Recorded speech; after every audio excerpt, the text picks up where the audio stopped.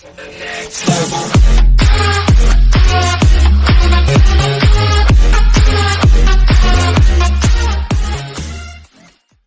least 7 killed as freak storm lashes Greek resorts.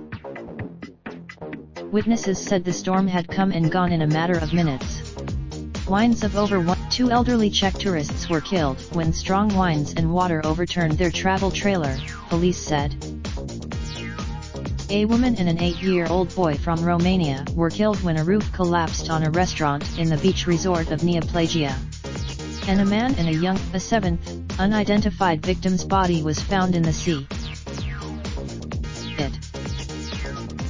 The storm was a supercell, Theodoros Karakostas, a professor of meteorology and climatology at Aristotelian University, told the state Athens news agency. Its supercells are the least common kind of thunderstorm, but the most violent. Nefeli Minovgidou, a Greek tourist, described the scene as chaotic. Chairs. Streets in the area were dotted with uprooted pine trees and overturned motorcycles. Wooden rooftops, abrupt. Prime Minister Kyriakos Mitsotakis, whose government was sworn in this week after winning elections on July 7, cancelled his schedule and was being continually briefed, a government official said. Civil Protection Minister Mialis Chrysokoidis, at the scene, said Greece was mourning the loss of life, adding in. Such severe storms are unusual in Greece, where summers are usually hot and dry. But the tragedy had hit.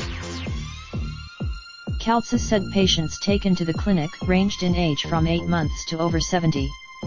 Some had head injuries. Authorities said around 100 people, mostly tourists, had been injured, and 23 had been admitted to hospital.